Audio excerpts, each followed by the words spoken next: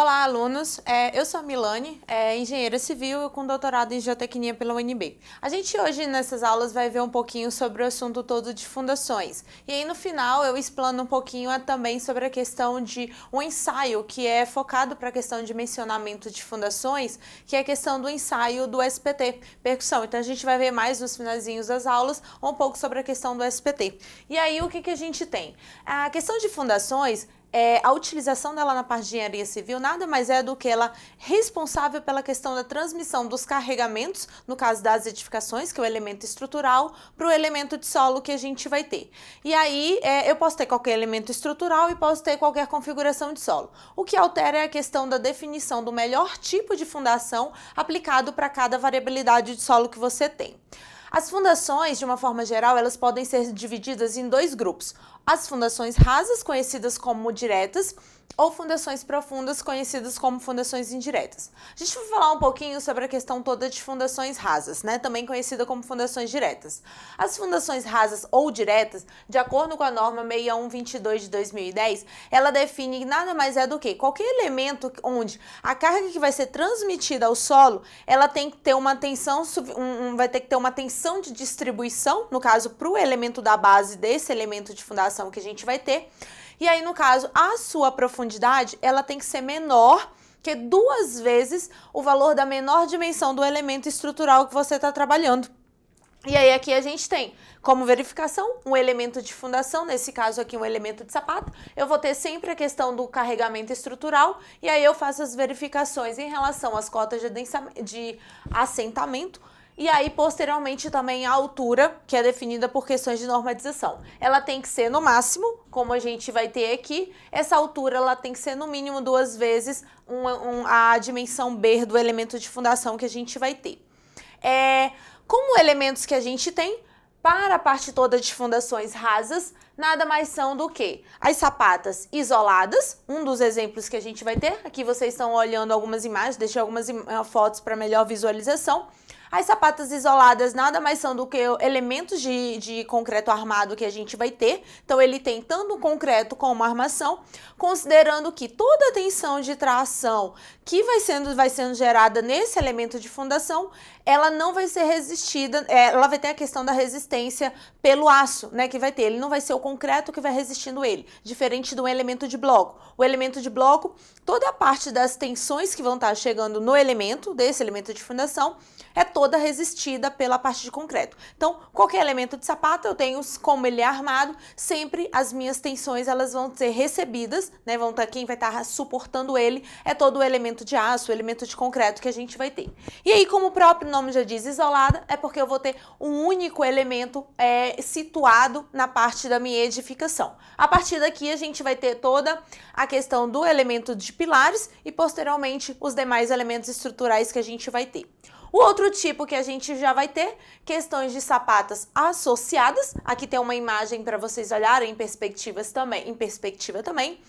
Sapata associada nada mais é do que uma sapata comum que a gente vai ter, porém com vários pilares. Nesse caso aqui, eles não precisam estar situados no mesmo alinhamento. Então, eu posso ter os centros de gravidade dos elementos de pilares, não necessariamente no mesmo alinhamento que a gente vai ter. E isso é uma definição do caso de sapatas associadas que a gente tem. Outro tipo, nada mais são do que as sapatas corridas. Essas sapatas corridas aqui vocês estão olhando na imagem, ela nada mais é do que uma sapata onde eu tenho uma ação de uma carga distribuída, só que de modo linear. Então, nada mais é do como se fossem 2, 3 sapatas e eu consolido em um só elemento com vários pilares saindo dessa base que você vai ter. Então, nesses casos aqui, depende muito da questão de obra. Quando que eu vou utilizar ela? Às vezes você não tem espaço suficiente para colocar 3, 4 elementos de sapatas isoladas, em função das dimensões que você vai ter, o espaçamento que a norma solicita que a gente tenha entre um elemento de fundação e outro. Se você não tiver espaço, então a opção que você tem é fazer o procedimento de sapatas corridas. O elemento de radier também o elemento de fundação rasa que a gente vai ter. Nesse caso, ele é um tipo de fundação que vai abranger todos os pilares que a gente tem da nossa edificação, tudo ao mesmo tempo. E aí, claro, por questões de norma, ele até define a questão qual que é a área que você vai estar utilizando para esse elemento de fundação. A área total do elemento de fundação, ele tem que ser maior que metade da área de construção que a gente vai ter. Então, aqui a gente tem um exemplo, no caso de uma estrutura de radier, saindo a configuração de pilar. Então, radiers a gente utiliza basicamente quando eu preciso fazer uma melhor distribuição uniforme no meu material. Eu não faço uma distribuição de carregamento pontual, então ele é mais distribuído.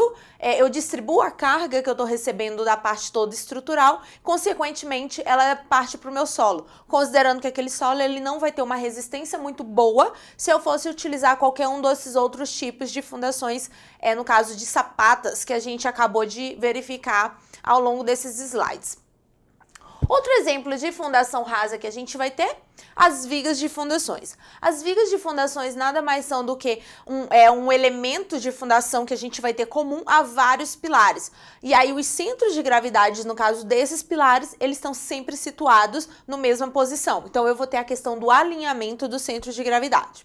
Em relação à questão dos blocos, aqui tem algumas imagens para vocês olharem de obras de blocos em obras e configurações de blocos. Os blocos, eles são elementos de fundação de alta rigidez que a gente vai estar e eles vão ser executados em concreto simples. Como eu havia mencionado anteriormente, a diferença do bloco para um elemento de sapata é basicamente porque o bloco ele não tem questão de armação, ele é não armado. Se ele é não armado, isso vai significar, neste caso, que todas as tensões estruturais que estão chegando no meu elemento de fundação, nesse caso, eles são todos resistidos pelo elemento de concreto. E aí você tem que ter atenção, como eu vou ter só concretos resistindo às solicitações que vão estar chegando, o meu bloco, no caso o meu concreto que vai estar situado no bloco, ele tem que ter resistências, FCK, todos os parâmetros adequados para poder resistir às solicitações que vão estar sendo transmitidas.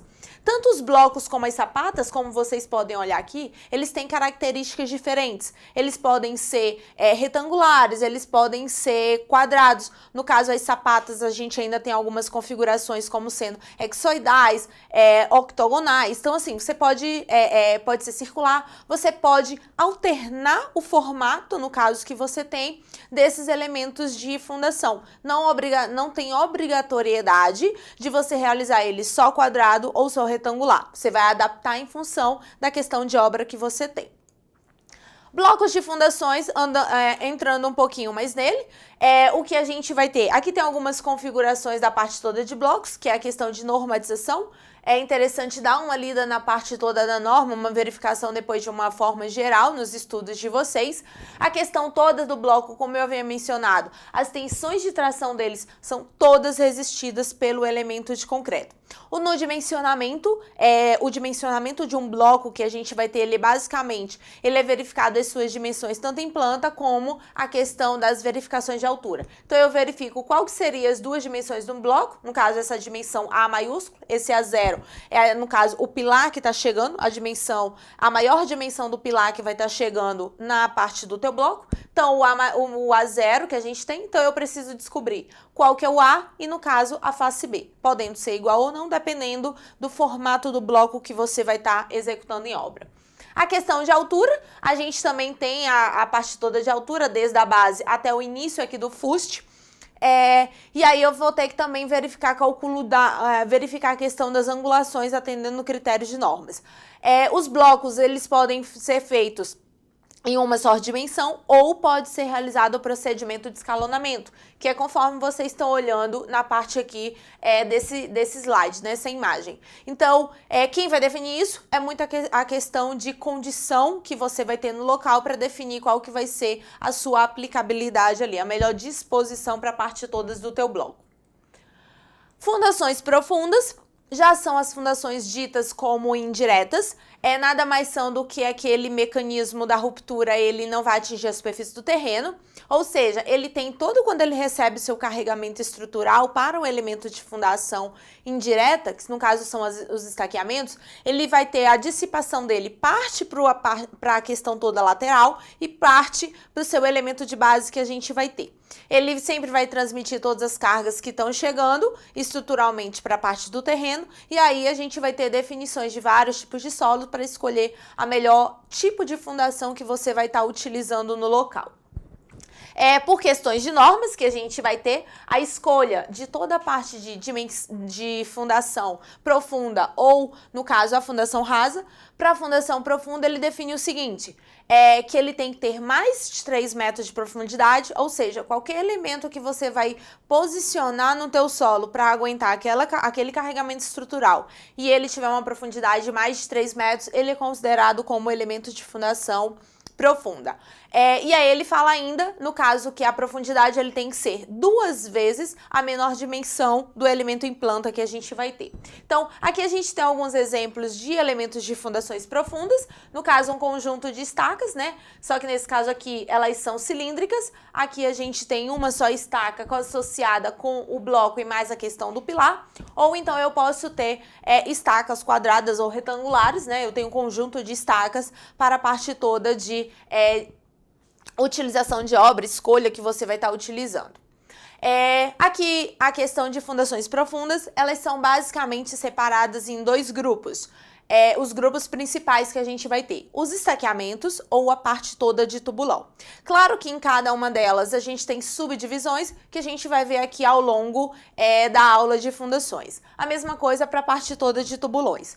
Os elementos de estaca que a gente vai ter são elementos mais esbeltos que ele vai ter, então mais finos, ele não tem um diâmetro muito elevado. Claro que às vezes existem estacas de 80 centímetros de diâmetro, mas ele é considerado como, por questões de normalização, o elemento ele é considerado como um elemento esbelto que a gente vai ter. O procedimento de execução dessas estacas, ela varia muito dependendo do tipo de estaca que você vai estar executando. Então, existem estacas que são escavadas, existem estacas que são cravadas, existem estacas que sofrem um processo de vibração ou ainda um procedimento todo de prensagem que a gente vai ter. E aí depende da escolha e da tipologia de cada uma desses estaqueamentos que a gente vai ter. Eu posso ter um procedimento de execução misto, ou seja, eu começo em uma metodologia e finalizo na outra, vai depender muito qual que seria, assim, a opção que você tem em loco. O objetivo da estaca, de uma forma geral, nada mais é do que transmitir toda a parte do carregamento estrutural para a questão toda do solo. E o teu solo ele tem que ter uma resistência para aguentar toda a solicitação, tanto estrutural como a que vai estar dissipada, no caso, no estaqueamento que você está posicionando em obra. Qualquer estaca, ela vai trabalhar tanto o lateral, que é o que a gente considera do fuste, ou seja, ela verifica a questão toda do atrito ou adesão lateral que a gente vai ter, que é o elemento solo, com a parte toda do elemento estrutural, que seria os nossos estaqueamentos. E aí ele tem, por fim, a parte toda de ponta. Da ponta eu também vou ter essa interação da parte toda da base, que é a questão do solo, com o elemento de ponta, a finalização do estaqueamento que a gente vai ter. Para a parte toda de tubulão, existem basicamente 2 tipos de tubulões que a gente tem, que é o tubulão ar comprimido e o tubulão a céu aberto, que a gente vai ver ao longo dos blocos aqui das aulas.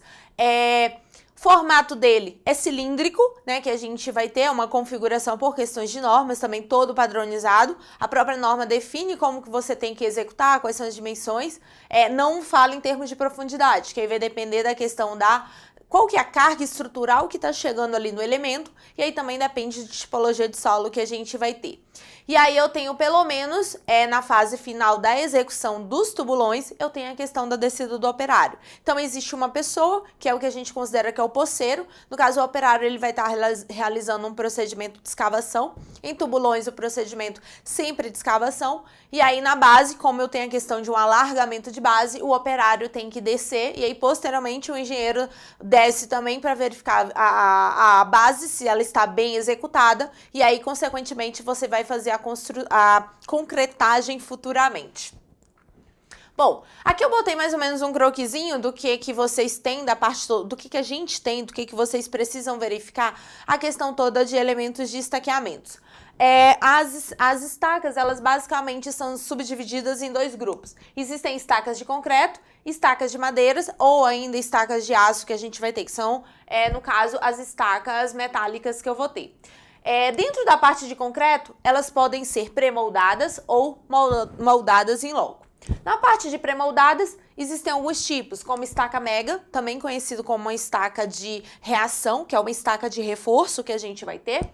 Existem estacas vibradas, as de centrífugas e as protendidas que a gente vai ter. Já na parte de moldadas em loco, eu tenho as que são moldadas sem camisa, ou seja, sem os encamisamentos metálicos que a gente executa. Nesse caso, a gente tem as brocas escavadas e os modelos de estacas raízes, ou com camisamentos. E as camisas, elas podem ser perdidas ou ainda recuperadas. No caso das perdidas, a gente tem as monotubes e as Reynolds. Já na parte de recuperadas, a gente tem Strauss, simples, duplex e os procedimentos Franks.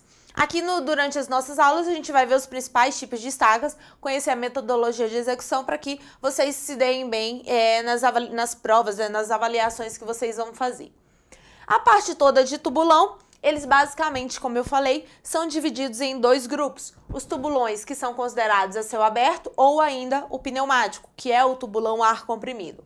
Dentro da parte do céu aberto, tipo Poço, Chicago ou Gol. Já o pneumático é o tipo Benotto ou do anel de concreto que a gente vai ter. Então a gente vai passar um pouco sobre os tipos de estaqueamentos para que vocês conheçam informações sobre esses tipos de estacas. As primeiras estacas que a gente vai olhar nada mais são do que as estacas moldadas em loco. Essas estacas moldadas em locos, de uma forma geral, existem vários grupos dentro dela, elas são executadas com a parte toda do concreto, né, as perfurações que eu vou ter, tem a presença de concretos e argamassas, e as perfurações, elas são executadas no terreno por meio de escavação. Então, primeiro é feita a escavação e depois você realiza o procedimento da concretagem, que aí eu posso utilizar tanto concreto ou argamassa, vai depender do tipo de estaqueamento que você vai estar trabalhando. No caso, se a questão da perfuração ela for também, pode existir questão de deslocamento do material. Nesse caso, é feita uma cravação com soquete ou, no caso, um tubo de ponta fechada. Aí vai depender do tipo de estacas, né, que você vai estar utilizando. Então, de uma forma geral, sempre é uma perfuração que você vai estar executando, só que essa perfuração, um procedimento de escavação, e em alguns momentos você tem que realizar toda a questão da cravação do elemento.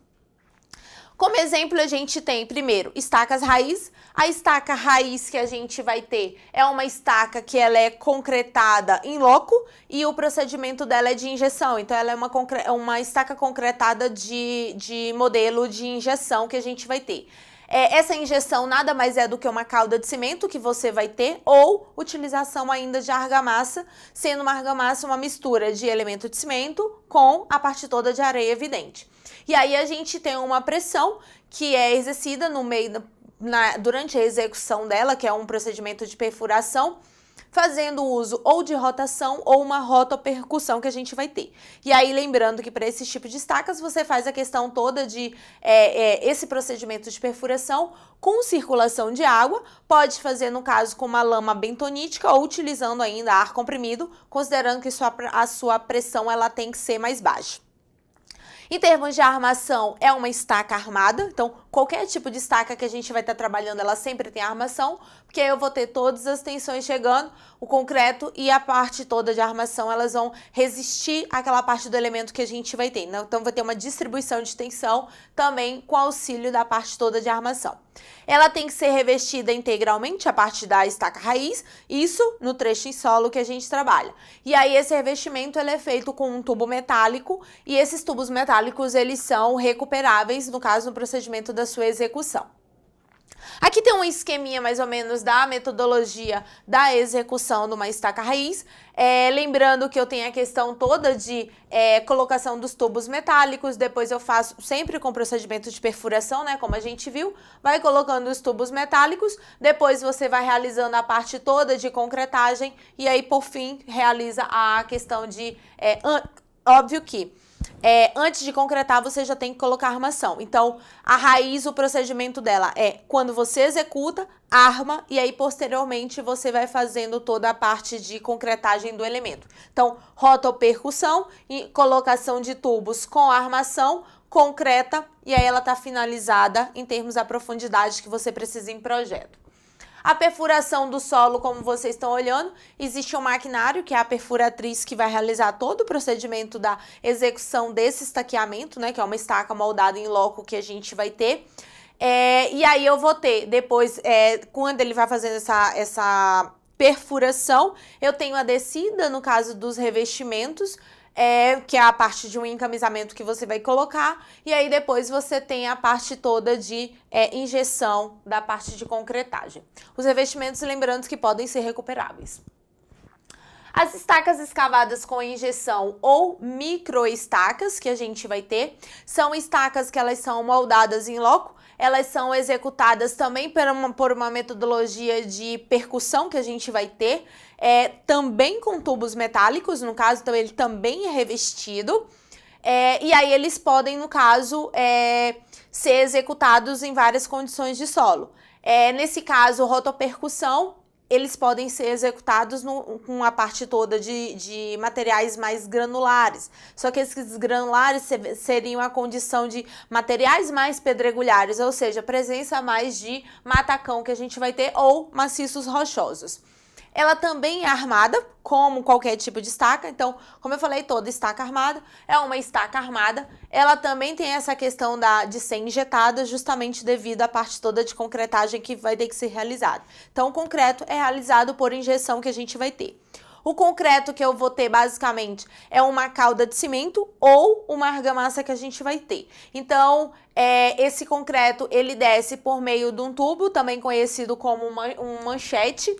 E o objetivo desse tubo, né, dessa confecção, nada mais é do que a gente obter uma maior resistência no atrito lateral que eu vou ter. Ele comporta duas variantes, né, no caso, para esses tipos de estaqueamentos que a gente vai ter com relação às armaduras que estão situadas para esse tipo de estaqueamento.